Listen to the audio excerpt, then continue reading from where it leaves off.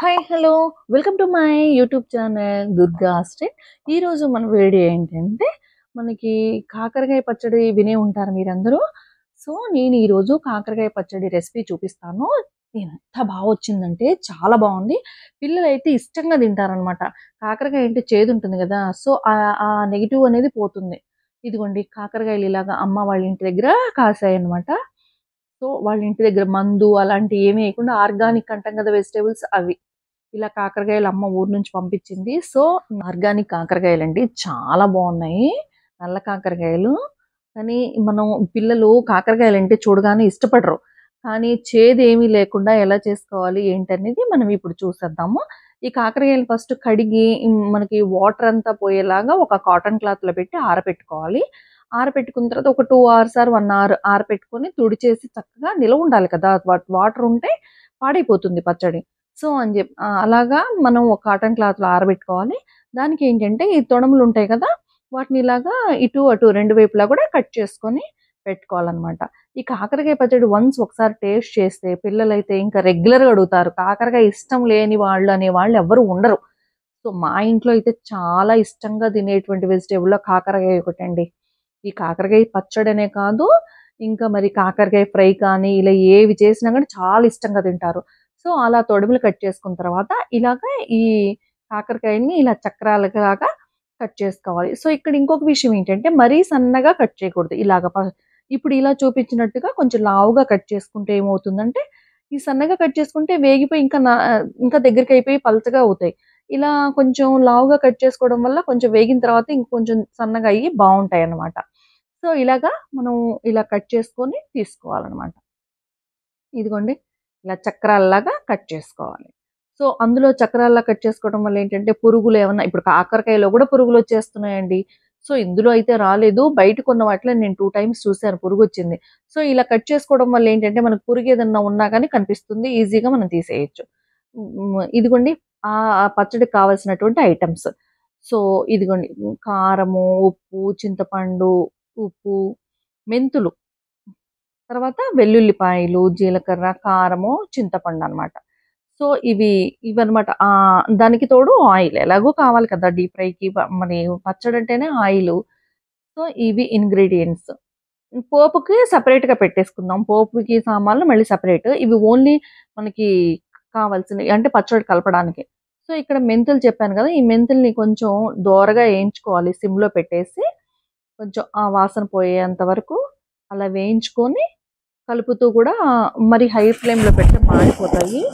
So, అన్నీ ఈక్వల్‌గా ఏగాలి కాబట్టి సిమ్‌లో పెట్టేసి వేయించుకోవాలి. మెంతి పిండి పడుతూ ఉంటేనే మంచి స్మెల్ వచ్చేస్తదండి. అవి వేగుతుంటేనే బాగా ఇదిగోండి మళ్ళీ చింతపండు రెడీ చేసుకోవాలి గదా! సో, చింతపండు నేను హాట్ వాటర్‌లో పెట్టేసి చింతపండు ఒలిచి దాంట్లో పెట్టాను. ఓ పక్క అదవుతుంది. ఓ పక్క కళాయి పెట్టేసాననమాట. ఈ కళాయి పెట్టి దాంట్లో డీప్ ఫ్రైకి కావాల్సినటువంటి అంత క్వాంటిటీ మనం పెట్టుకున్న క్వాంటిటీని బట్టి ఆయిల్ కూడా వేసుకోవాలి. నేను కేజీ పైనే పెట్టానండి. కేజీకి కేజీంపావు అలా ఉంటాయి కాయలు. సో, ఇక్కడ నాకు ముప్పావు కేజీ అలా పట్టింది ఆయిలు. ఆయిల్ పోసేసుకొని డీప్ ఫ్రై చేసుకోవటానికి పెట్టాను. ఇదిగోండి మెంతులు ఇందాక వేయించాను కదా! సో, దాన్ని మిక్సీ చేసి పెట్టుకున్నాననమాట. ఇదిగోండి పౌడరీగా. ఈ చింతపండు గూడా ఉడికేసింది. అంటే కొంచెం గోరువెచ్చని వాటర్‌లో పెట్టి కొంచెం ఒక 1 మినిట్ అలా పెట్టాను. ఇదిగోండి చల్లగా అయిపోయిన తర్వాత మళ్ళీ మిక్సీలో వేసుకుందాం. పూర్తిగా అయితే రాదు కదా అది. నానబెట్టలేదు కదా ముందుగా. సో, అందుకని జెప్పేసి. ఇగ ముక్కలు వేసుకొని ఇలాగా కలుపుకుంటూ ఉండాలి. మళ్ళీ అడుగున మాడిపోకుండా ఉంటుంది కదా! ఫస్ట్ ఒక 2, 3 మినిట్స్ హై ఫ్లేమ్‌లోనే ఉంచుకోవాలి. దాంట్లో వాటర్ అంతా పోయేంత వరకు గూడా. అలా పెట్టుకొని మనం కలుపుకుంటా ఉండాలనమాట. సో, ఇప్పుడేంటి ఇంకా సాల్ట్ ఇవన్నీ రెడీ చేసుకున్నాం కదా! ఇప్పుడు వెల్లుల్లిపాయలు ఇవి ఒలుచుకోవాలనమాట. ఈ వెల్లుల్లిపాయలు ఒలుస్తున్నాను. వెల్లుల్లిపాయలు కొన్నేమో రెబ్బలతోటి దంచేసినటువంటివి, కొన్నేమో ఇలాగా మామూలుగా తొక్క తీసి పెట్టినవనమాట. ఇదిగోండి కళాయిలో అలాగా వేగుతూ ఉన్నాయి ముక్కలు, కాకరకాయ ముక్కలు.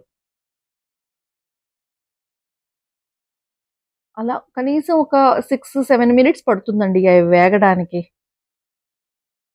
కాకరకాయ ముక్కలు. మరీ పచ్చిగా ఉంటే తినలేము. సో, ఎక్కువ రోజులు నిల్వ కూడా ఉండదనమాట. సో, కొంచెం ఫ్రై అవ్వాలి. అలానే డీప్ ఫ్రై కరకరలాడేలా కూడా చేయకూడదనమాట మనం. సో, అలాగా కొంచెం పచ్చి పచ్చి అంటే మరీ డీప్ ఫ్రై కాదు, మరీ పచ్చిగా అలా కాకరకాయ ముక్కలన్నీ కూడా ఈక్వల్‌గా ఏగేలాగా అప్పుడప్పుడు మనం కలుపుతూ ఉండాలి. లేదంటే అడుగున ఎక్కువ డీప్ ఫ్రై అయిపోతాయి. కరకరలాడిపోతా ఉంటాయన్నమాట. సో, ఇలాగా అన్ని ముక్కలు వేగేలాగా ఒక 6-7 మినిట్స్ పడుతుందండి. ముందు ఒక 3 మినిట్స్ అలాగా హై ఫ్లేమ్‌లో ఉంచేసి తర్వాత సిమ్‌లో పెట్టేసుకుంటే సరిపోతుందన్నమాట. అది కూడా మధ్య మధ్యలో కలుపుతూ ఉండాలి. అసలు కాకరకాయ ఏంటి ఇష్టపడని వాళ్ళు చక్కగా ఇది టేస్ట్ చూసిన తర్వాత మాకు అని రెగ్యులర్‌గా పిల్లలైతే ఇంకా అడుగుతూ ఉంటారనమాట. అమ్మ ఒకసారి చేసి పెట్టు అని. అంత బావుంటుంది. ఈ కాకరకాయ పచ్చడి అనేది మీరు ఆల్రెడీ చాలా మందికి తెలిసుండొచ్చు. తెలియని వాళ్ళు ఎవరైనా ఉన్నా గాని, ట్రై చేయని వాళ్ళు ఎవరైనా ఉన్నా గాని ఒకసారి ట్రై చేసి ఎలా ఉందో చెప్పండి. సో, కాకరకాయ ముక్కలన్నీ తీసి పక్కన పెట్టిన తర్వాత పోపు వేసుకోవాలి కదా! మనం ఇప్పుడు దానికి సంబంధించి. పచ్చెనపప్పు, ఆవాలు, జీలకర్ర, మిరపకాయలు, ఇంగువ, ఇదిగోండి కరివేపాకు ఇలా అన్నీ దగ్గర పెట్టుకున్నామనమాట. ఈ చింతపండు కొంచెం వేడి నీటిలో వేసాం కదా! ఇప్పుడు మనం చల్లగా అయిపోయింది. ఇప్పుడు మిక్సీలో వేసి మిక్సీ పట్టుకుందాం అనమాట. ఆ మిక్సీ పట్టిన తర్వాత ఇంక మరి దాన్ని మళ్ళీ ఫిల్టర్ చేసుకోవాలి. తొక్కలు తొక్కలుగా ఉంటాయి కదా! ముందు నేను ఏరలేదు. చింతపండు ఇవి గింజలు అవి ఉంటాయి కదా! ఏరితే అంత ఇబ్బందుండదు. ఈ నెట్‌లో తీద్దామని ట్రై చేశాను. ఈ నెట్‌లో రాలేదు. చాలా టైం పడుతుందనమాట. సో, చిల్లులు గిన్నె అంటాం కదా! మనం హోల్స్‌గా ఉంటుంది. ఆ గిన్నెలో పెట్టి తీస్తే చక్కగా వచ్చింది. మొన్న చింతపులుసు తీసుకుంటాం గదా! అది. రెగ్యులర్‌గా మా దగ్గరుంటుంది. ఏమైందంటే ఈ మధ్య అయిపోయింది. సో, ఈ చింతపండు గుజ్జు. ఇంక ఇప్పుడు ఈ చట్నీ కోసం మళ్ళీ ఫ్రెష్‌గా తీసుకున్నాననమాట. దట్టు నేను చెప్పలేదు గదా! కేజీకొచ్చేసి 100 గ్రామ్స్ వరకు తీసుకోవచ్చండి ఈ చింతపండు. మీకు సరిపోలేదు అంటే కొంచెం లాస్ట్ మీరు టేస్ట్ చూసిన తర్వాత ఇంకా పులుపు సరిపోలేదు ఒక్కొక్కసారి చింతపండు ఏమవుతుందంటే టేస్ట్ తగ్గట్టుగా మనం అంటే పులుపు ఒక్కొక్కసారి తగ్గుతుంది. ఒక్కోసారి చింతపండుని బట్టి తగ్గుతుందనమాట. మనం ఎంత మెజర్‌మెంట్ వేసినా గాని. సో, అలాంటప్పుడు ఏం చేస్తామంటే ఒక నిమ్మకాయ పిండుకొని ఉంటే సరిపోతుంది. అది కూడా అప్పటికప్పుడు టేస్ట్‌ని మనం డిసైడ్ చేయకూడదు. ఒక 2 డేస్ అలాగా మనం కలిపెట్టి వదిలేసిన తర్వాత అప్పుడు అది అది ఇంకా మనకి స్టాండర్డ్ అన్నట్టు. సో, ఇదిగోండి ఈ పోపు మళ్ళీ అదే ఆయిల్ డీప్ ఫ్రై చేసిన ఆయిల్ ఉంది గదా! నేను ఆ ఆయిల్‌లోనే ఇలాగ పోపు గింజలన్నీ వేసుకొని వేపుకుంటున్నాం అనమాట. మళ్ళీ ఆయిల్ సెపరేట్‌గా ఎందుకు ఎలాగో పచ్చడికి అదే ఆయిల్ పోయాలి కదా! సో, అందుకని చెప్పేసి అదే ఆయిల్‌లో మిరపకాయలు, పచ్చెనపప్పు, ఆవాలు, జీలకర్ర, ఇంగువ, కరివేపాకు ఇవన్నీ వేసి పోపు పక్కన పెట్టుకున్నాననమాట. పోపు కూడా కొంచెం ఈలోగా చల్లారిపోతుంది గదా! అప్పుడు ఇవన్నీ మళ్ళీ అన్నీ రెడీగా చేసి పెట్టుకొని ఒక పక్కన పెట్టుకొని అప్పుడు కలిపేసుకుందాంలే చట్నీ అని జెప్పేసి ఇలాగనమాట. ఇప్పుడు ఈ పోపులో కరివేపాకు అది వేసాం కదా! ఇందాక మనము తీసి పెట్టుకున్నాం గదా! చింతపండు గుజ్జు. అది ఇప్పుడు మనం దీంట్లో వేసుకొని కొంచెం ఒక 1 ½ మినిట్ అలా ఉడికించుకుంటే సరిపోతుందనమాట. ఎందుకంటే దాంట్లో ఏమన్నా వాటర్ అది ఉన్నా గాని ఇంకిపోతుంది, ఉడికిపోతుంది ఆయిల్‌లో. సో, అప్పుడు మనకి అంత పాడయ్యే ఛాన్స్ ఉండదు. ఫంగస్ వచ్చే ఛాన్స్ ఉండదు. అందుకని జెప్పేసి. ఇదిగోండి చింతపండు గుజ్జు అందులో వేసేసుకుంటున్నాను నేను. చింతపండు గుజ్జు అందులో వేసుకుంటే మనకింకా పాడవుతుంది అనే టెన్షన్ ఉండదు. ఒకవేళ ఫ్రిడ్జ్‌లో పెట్టుకోకుండా బయట పెట్టుకున్నా గానీ పాడైపోతుంది అనే ఇబ్బందుండదు. ఫ్రిడ్జ్‌లో రెగ్యులర్‌గా పెట్టాలి. ఒక్కొక్కసారి పెడతాము, ఒక్కొక్కసారి పెట్టం మర్చిపోతాం గదా! సో, అందుకని జెప్పేసి కళాయిలో ఆ చింతపండు గుజ్జు వేసి అలాగా కలుపుకుంటూ ఉండాలనమాట. అలా ఎక్కువ సేపు అవసరంలా 1 ½ మినిట్ అలా మనకు తెలిసిపోతుంది. ఆయిల్‌లో ఇది కలిసిపోతే మనకు అర్థమైపోతుంది. ఆయిల్ పైకి తేలేసి అయిపోయింది ఇంక రెడీ అయిపోయింది అని జెప్పేసి. సో, అప్పుడు మనం స్టవ్ ఆఫ్ చేసి అలా పక్కన పెట్టేసుకోవచ్చనమాట. 1 ½ మినిట్ అంతకంటే కూడా ఎక్కువ పట్టదు. ఆల్రెడీ మనకి పోపు గింజలన్నీ వేగిపోయాయి. ఈ చింతపండు గుజ్జు కూడా ఆల్రెడీ కొంచెం ఇందాక వేడి నీటిలో ఏసాను కదా! అంత ఇబ్బందుండదు. సో, ఇప్పుడు వెల్లుల్లిపాయలు కొంచెం దంచుకుందాం అని చెప్పాను కదా! ఇదిగోండి ఇలాగా. రెబ్బలున్న వెల్లుల్లిపాయలేమో కొంచెం దంచాము. రెబ్బలు లేనటువంటివి కొన్ని తీసేసి అలా డైరెక్ట్‌గా వేసేసుకున్నాము. ఇదిగోండి రెడీ అయిపోయింది చూసారా పోపు? చింతపండంతా కూడా అలా ఉడికింది. చూస్తుంటే అర్థమైంది. ఇది రెడీగా ఉంది. ఇంకా అంటే కాకరకాయ పచ్చడిలో కలుపుకోవడానికి ఆయిల్ అంతా కూడా పైకి తేలి చింతపండు గుజ్జంతా కూడా ఉడికిపోయి ఉందనమాట. ఇదిగోండి ఇలాగా 1 ½ మినిట్ అలా పడుతుంది. అలా తిప్పుకుంటూ ఉండాలి. అడుగంటకుండా అనమాట. అంత ఆయిల్ ఉన్నా గాని ఒక్కోసారి అడుగంటే ఛాన్స్ ఉంటుంది. అందుకని చెప్పి మీడియం ఫ్లేమ్‌లో పెట్టి ఉడికించుకోవాలి. సో, ఇదిప్పుడు మనం అన్నీ కూడా ఐటెమ్స్ అన్నీ దగ్గర పెట్టుకొని, ఈ పచ్చడిని సర్వింగ్ బౌల్‌లో మన మిక్సింగ్ బౌల్‌లో తీసుకొని మిక్స్ చేసుకుంటూ ఉండాలనమాట. ఇక్కడ పచ్చడికి కావాల్సిన ముక్కలు, ద దంచినటువంటి వెల్లుల్లిపాయలు, ఆ చిన్న రోల్లో దంచాం గదా! అది. ఇవన్నీ కలుపుకోవడానికి చిన్న గిన్నె అయితే అవ్వదు కదా! అందుకని చెప్పి పెద్ద గిన్నె తీసుకొని, ఆ బౌల్ మెజర్‌మెంట్ తీసుకున్నాను నేను. ఒక బౌల్ తోటి సాల్ట్, 1 ½ బౌల్ వచ్చేసి కారం వేసుకున్నాను నేను. చిన్న బౌల్స్ ఉన్నాయి నా దగ్గర మెజరింగ్‌వి.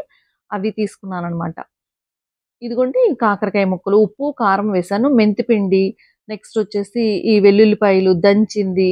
తర్వాత మళ్ళీ ఈ రెబ్బలు తీసినవి ఇదిగోండి దంచింది వెల్లుల్లిపాయలు. ఆ చిన్న రోట్లో వేసి దంచింది. నెక్స్ట్ రెబ్బలు తీసినటువంటి వెల్లుల్లిపాయలు. అలా వేసి ముందు ఈ ఉప్పు, కారం ఇవన్నీ కూడా మెంతిపిండి అన్నీ బాగా కలిసేలాగా కలుపుకోవాలనమాట. ఆ తర్వాత ముక్కలకు పట్టించాలి.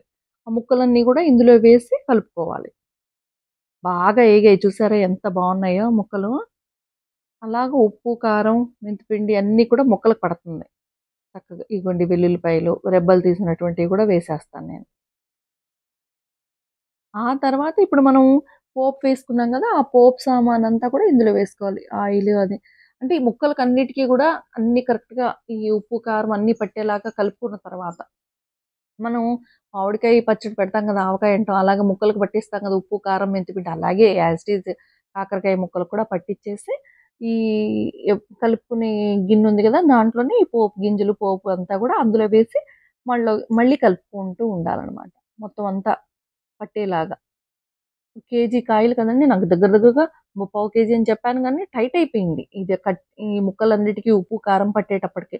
సో, మళ్ళీ నేను ఆ ఫ్రై చేసిన ఆయిల్ కాకుండా మళ్ళీ పచ్చాయిల్ ఉంటుంది గదా!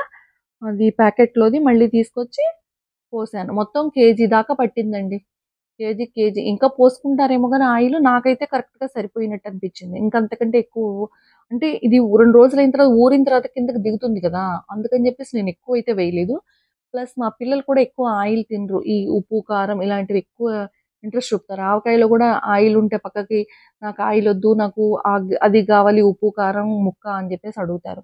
సో, దానికి తగ్గట్టుగా ఇదిగోండి ఇందాక పట్టిందని చెప్పాను గదా! కొంచెంగా వేశాను నేను మళ్ళీ ఎక్కువ వేయలేదు. ఇదంతా 2 రోజులు ఊరిపోయిన తర్వాత అడుక్కు దిగుతుంది. ఇలాగ ఆయిలంతా. మళ్ళీ మనం కలుపుకుంటా ఒకసారి, 2 సార్లు కలుపుకోవాలి 2 రోజుల తర్వాత కూడా మళ్ళీ. ఉప్పు, కారం అన్నీ కరెక్ట్‌గా కలిసాయా లేదా? ఉప్పు ఇంకా పడుతుందా? ఈ చింతపండు ముక్కలకు పట్టిందా లేదా? గుజ్జు ఎలా ఉంది?